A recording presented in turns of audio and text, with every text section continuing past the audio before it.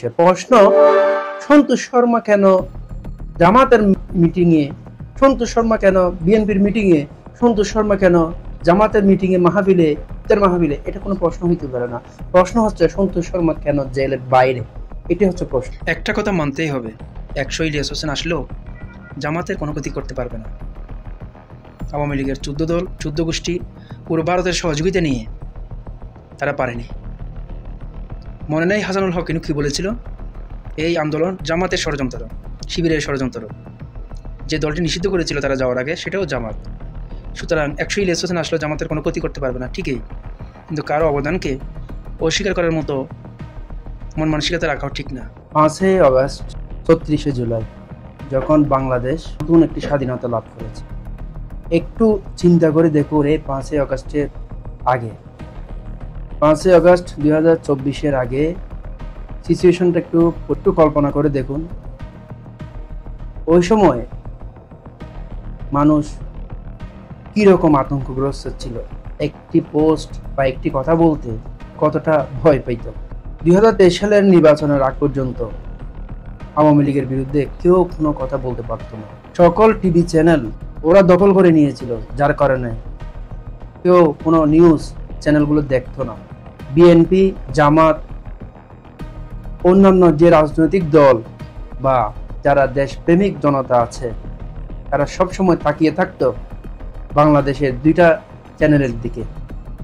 একটি হচ্ছে ইলিয়াস হোসেন, একটা হচ্ছে পিনাকি ভট্টাচার্য।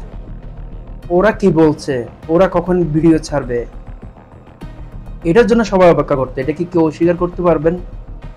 আপনি বিএনপি করুন আর জামাত করুন, আপনি কি অস্বীকার করতে পারবেন আপনি ইলিয়াস হোসেনের ভিডিওর জন্য অপেক্ষা করতেন না?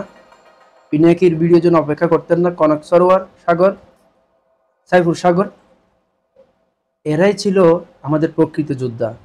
এরাই আমাদেরকে প্রকৃত ইনফরমেশন দিত, আমাদেরকে একত্রিত করত।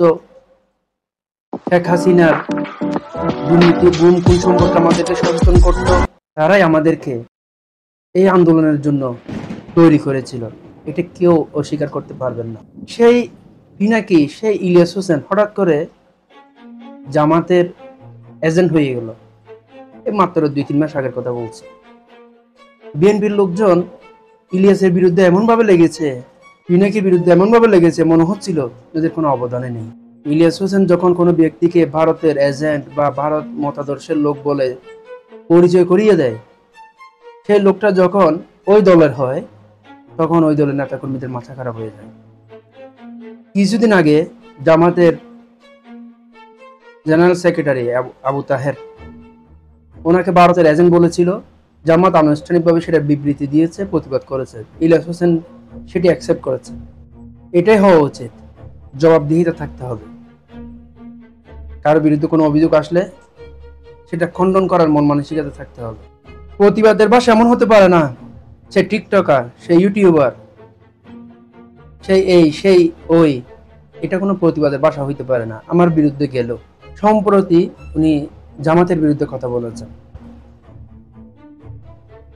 তখনই আমি ভেবেছিলাম ফেসবুকে হয়তো বা ইলিয়াস হোসেনকে আজকে কোরবান করে ফেলবো, কিন্তু না, জামাত এখানে ধৈর্যের পরিচয় দিয়েছে। চলুন আমরা জামাত সম্পর্কে ইলিয়াস হোসেনের মূল্যায়ন গুলো দেখি। আজকে আমার কথাবার্তা শুনে আমার অনেক দর্শক আছে যারা এতদিন আমাকে খুব ভালোবাসতো, তাদের অনেকে হয়তো থাকবে না। আমি তো এরকমই, আমার কে থাকলো কে না থাকলো সেটা তো না, আমি যেটা চিন্তা করি, মনে করি যে এটা ঠিক, আমি সেটাই বলি। আমি যদি গা বাচ্চায় চলতাম তাহলে আমার এতদিনে সাবস্ক্রাইবার অনেক হতো, অনেক মানুষ দেখতো, এত রিপোর্ট হইতো না। ফেসবুকে আমি এখনো দাঁড়াইতে পারিনি, যে ফেসবুকে পেজ একটা ছিল, সেই পেজটাও আবার ফের গায়েব হয়ে গিয়েছে, আজকে 2 দিন ধরে খুঁজে পাচ্ছি না।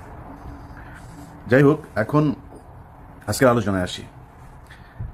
আপনারা নিশ্চয়ই শুনছেন কয়েকদিন ধরে যে জামায়াতে ইসলামী হঠাৎ করে যে তাদের মাঠে পদার্পণ, এখানে জামায়াতের সাথে আওয়ামী লীগের একটি গোপন আঁতাত হয়ে থাকতেও পারে।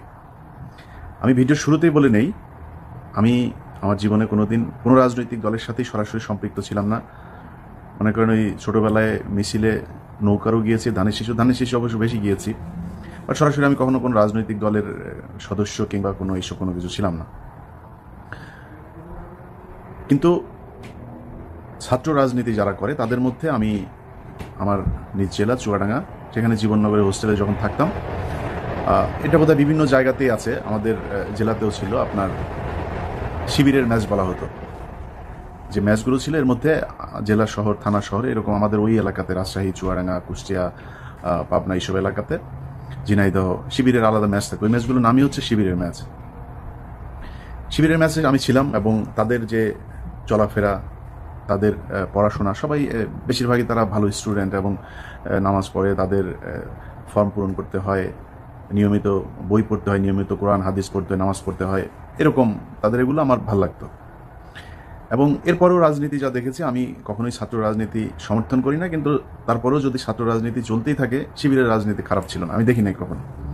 এবং 111 সরকারের সময়ে জামায়াত ইসলামের 2 জন মন্ত্রী ছিল, জনাব মতিউর রহমান নিজামী এবং আলী হাসান মোহাম্মদ মুজাহিদ। তাদের কারো কোনো দুর্নীতির প্রমাণ পায়নি, তাদের বিরুদ্ধে কোনো মামলাও হয়নি, দুর্নীতিমুক্ত একটি মন্ত্রণালয় ছিল জামায়াত ইসলামের নিয়ন্ত্রণাধীন, যে কারণে তাদের প্রতি আমার একটা সম্মান আছে। এবং এই মুহূর্তে তো আওয়ামী লীগের বিরুদ্ধে, আমি অনেক আগে বলেছি যে আওয়ামী লীগের বিরুদ্ধে যদি ইসরায়েলও যদি যায়, আমি ইসরায়েলের পক্ষে আছি। অতএব জামাতকে সেই হিসাবে এই মুহূর্তে অবশ্যই আমি অপছন্দ করি না। এবার এই ভিডিওটি দেখুন। শিবির সম্পর্কে ইলিয়াস হোসেনের মন্তব্য শুনুন। জামাত ইসলামেরও একটা বৈশিষ্ট্য আছে। কোন কোন বৈশিষ্ট্য দেখলে তারা জামাত ইসলাম তাদেরকে খ্যাতি দেয়? সেটা হচ্ছে, ধরুন আপনি নামাজ পড়বেন, ছোট ছোট দাড়ি থাকবে, কোনো মেয়ের দিকে তাকাবেন না, ভালো ছাত্র হবেন, তারপরে মানুষকে ভালো কথা বলবেন, দেশপ্রেমের কথা বলবেন, ভারতের বিরুদ্ধে কথা বলবেন। এগুলো যখন করবেন তখন আপনাকে তারা মনে করে আপনি জামায়াত। বৈশিষ্ট্যগুলো তো খারাপ না, তাই না? আজকে এতদিন ধরে কাদের সিদ্দিকী মুক্তিযোদ্ধা ছিল, তিনার কিন্তু কোনো সমস্যা হয়নি। যখন তিনি এই চালচোর ভোটচোরদের বিরুদ্ধে কথা বললেন এবং ওই যে জামাত যে কাজগুলো করে সেই কাজগুলো যখন করা শুরু করলেন, তখন কিন্তু কাদের সিদ্দিকী হলেন জামাত। অতএব জামাতের বৈশিষ্ট্য তারা যেটা দাঁড় করাচ্ছে, যেটা আমরা তো জামাত যারা করি না, তারা তো জানি না যে আসলে জামাতের কি। এখন তারা আওয়ামী লীগ আমাদেরকে শিখাচ্ছে যে এই বৈশিষ্ট্য থাকলে তাকে মনে করবা জামাত। সত্য কথা যেটা, যে জামাত ইসলামের কোনো কেন্দ্রীয় নেতাকে আজ পর্যন্ত আমি রেজাউল করিম সাহেবের নিজের মুখে জামাতের বিরুদ্ধে কথা বলতে দেখেছি, কিন্তু জামায়াত ইসলামের কেন্দ্রীয় দায়িত্বপ্রাপ্ত কোনো মানুষের মুখে আমি আজ পর্যন্ত অন্য কোনো ইসলামী দলের কোনো গীবত আমি শুনি নাই। বাংলাদেশের সংঘর্ষ তো শুধু জামাতকে নিয়ে না, সমস্যা তো জামাতকে নিয়ে না, সমস্যা হচ্ছে ইসলাম ধর্মকে নিয়ে। আজকে সেটা প্রমাণিত হয়েছে যখন মামুনুল হকরা, জামাত ইসলাম যখন চুপ, মামুনুল হকরা যখন সত্যের পথে কথা বলছে, তখন মামুনুল হকদেরকেও আজকে রাজাকার বলা হচ্ছে। আওয়ামী লীগের রাজাকার নাই, সেই রাজাকারদের নিয়ে তো কোনো কথা হয় না। আওয়ামী লীগ করলেই সে মুক্তিযোদ্ধা, আর আওয়ামী লীগের বিরুদ্ধে কথা বললেই সে রাজাকার। আপনি একটা এলাকায় যান, আওয়ামী লীগের একজন মানুষের চরিত্র দেখবেন, ছাত্রলীগ যুবলীগের চরিত্র দেখবেন, একটা শিবিরের ছেলের চরিত্র দেখবেন, তার চলাফেরা, তার কথাবার্তা, তার পড়াশোনা, তার ধর্মীয় জ্ঞান, সব দিক থেকে আপনি একটু কম্পেয়ার করবেন দুইটা মানুষের মধ্যে। আপনি ভালো মেয়ে খুঁজছেন বিয়ে করার জন্য, যদি জানেন যে একটা মেয়ে ইসলামী ছাত্রী সংস্থা করে, শুধু করেই না, সমর্থক হলেই চলবে না, সে কোনো পদে আছে এবং খুবই ঘোরভাবে সেখানে সময় দেয়, তাকে চোখ বন্ধ করে বিয়ে করতে পারেন, চোখ বন্ধ করে তাকে বিয়ে করতে পারেন। আমি আমার নিজের পরিচিত একজনের কথা বলছি, সে বিবাহিত, তো যে কারণে হোক তার স্ত্রীর সাথে তার সমস্যা হয়েছে এবং তাদের মধ্যে সেপারেশন হয়েছে। এরপর ইসলামী ছাত্রী সংস্থার এক মেয়ের সাথে তার পরিচয় হয় এবং সেই মেয়ের প্রতিটা কথা এত সুন্দর করে ইসলামী জ্ঞান তার মধ্যে ধারণ করে, এটা কল্পনাও করা যাবে না। আমি সেই কথাগুলো শুনেছি, তার মধ্যে সবচাইতে ভালো লেগেছে সেই মেয়েকে পুলিশ আটক করেছে। পুলিশ আটক করার পরে তার যখন কিনা পুলিশ তাকে নিয়ে যায়, এরপরে সে লিফলেট বিতরণের সময় তাকে আটক করে এবং সে নাকি পুলিশের সামনে বসে সে ভাবছিল যে আল্লাহর জন্যই তো সে ধরা পড়েছে, যদি তাকে কোনো খারাপ কিছু করে। সে শুধু দোয়া করছিল আল্লাহর কাছে যে আল্লাহ আমাকে মারলেও আমার কোনো সমস্যা নেই, কিন্তু আমার যাতে আমার ইজ্জত যেন নষ্ট না হয়, আমার সম্মান যেন ঠিক থাকে, এটাই তোমার কাছে দোয়া। এবং সে আল্লাহর যে আয়াতগুলো আপনার বিতরণ করছিল, সে আয়াতগুলো সে বারবার মনে করছিল। একজন মানুষের ইমানের আসলে কতটা শক্তি থাকলে এটা করা যায়। যাই হোক, তারা গত ফেব্রুয়ারিতে বিয়ে করেছে, দোয়া করবেন যাতে তারা সুখে থাকে। তো এটা হচ্ছে ছাত্রী সংস্থা, ছাত্র শিবির, তাদের বৈশিষ্ট্য আমরা দেখছি। এখন তাদের ভেতরে হয়তো অনেকে মনে করতে পারে যে তারা আসলে এরকম ভালো ভালো কথা বলে তারপরে তারা ক্ষমতায় যাওয়ার চেষ্টা করছে, ক্ষমতায় গিয়ে তারপরে খারাপ করছে। তো ক্ষমতায় তো গিয়েছে, আমরা দেখেছি। তো ক্ষমতায় যাওয়ার পরে কী হবে, লুটপাট করবে। তো সেই লুটপাটও করেছে কিনা সেটাও কিন্তু আমরা দেখেছি, যে শিল্প মন্ত্রণালয়, কৃষি মন্ত্রণালয়, সমাজ কল্যাণ মন্ত্রণালয়, এগুলো কিন্তু জামাতের লোকজন চালিয়েছে। তো তারা চালিয়ে কি দেখেছে, যে 111 এসেছে, 111-এ তাদের বিরুদ্ধে একমাত্র কোনো লুটপাটের কোনো পায়নি, কোনো ক্লু পায়নি, তারা কোনো দুর্নীতি করে নাই। এত কিছুর পর হঠাৎ করে তিনি কেন 360 ডিগ্রি মুভ করে হঠাৎ করে জামাতের বিরুদ্ধে গেলেন? এটার জন্য একজন ব্যক্তিই দায়ী, সেটা হচ্ছে সন্তোষ শর্মা, যেটার প্রতি ইলিয়াস হোসেন, পিনাকি সহ দেশপ্রেমিক জনতা কিন্তু অসন্তোষ। আমার প্রশ্ন হচ্ছে, এই অসন্তোষ শর্মা কিভাবে জেলের বাইরে আছে? সে যদি ভারতের প্রকৃত এজেন্ট হয়, পাকিস্তানে যদি ভারতের এজেন্ট ধরা পড়ে, তাকে তো জুলাই দেয়। কাতারে ভারতের এজেন্ট ধরা পড়ছে, একসাথে সবাইকে কতল করে ফেলছে। ভারতের এজেন্ট হয়ে থাকে, তাহলে গোয়েন্দা সংস্থা কি করছে? তাকে দ্রুত গ্রেপ্তার করে কেন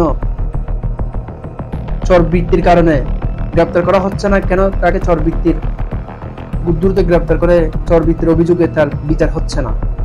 এটা হচ্ছে আসল বিষয়। প্রশ্ন, সন্তোষ শর্মা কেন জামাতের মিটিংয়ে, সন্তোষ শর্মা কেন বিএনপির মিটিংয়ে, সন্তোষ শর্মা কেন জামাতের মিটিংয়ে, মাহফিলে, ইফতার মাহফিলে? এটা কোনো প্রশ্ন হতে পারে না। প্রশ্ন হচ্ছে সন্তোষ শর্মা কেন জেলের বাইরে? এটা হচ্ছে প্রশ্ন। একটা কথা মানতেই হবে, 100 ইলিয়াস হোসেন আসলেও জামাতের কোনো ক্ষতি করতে পারবে না।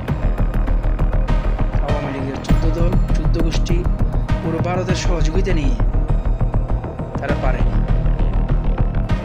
মনে নেই হাসানুল হক কি বলেছিল, এই আন্দোলন জামাতের ষড়যন্ত্র, শিবিরের ষড়যন্ত্র। যে দলটি নিষিদ্ধ করেছিল তারা যাওয়ার আগে, সেটাও জামাত। সুতরাং 100 ইলিয়াস হোসেন আসলে জামাতের কোনো ক্ষতি করতে পারবে না ঠিকই, কিন্তু কারো অবদানকে অস্বীকার করার মতো মন মানসিকতা রাখা ঠিক না।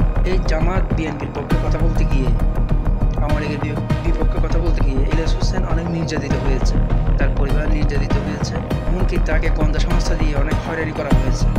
আমেরিকায় তাকে অনেকবার, তার বিরুদ্ধে অনেকবার মামলা করা হয়েছে। আপনারা সেসব ভুলে গেলে চলবে না। সে কিছু ইনফরমেশন দিয়েছে, হয়তো ভুল হতে পারে, সেটার জন্য তার সমস্ত অবদান যে একদম জিরো হয়ে যাবে, সেটা কিন্তু ঠিক না। প্রত্যেক রাজনৈতিক দলকে বলবো, ইলিয়াস হোসেন, পিনাকি ভট্টাচার্য, সাইফুল সাগর, কনক সরোয়ার, ওদেরকে মূল্যায়ন করতে শিখুন।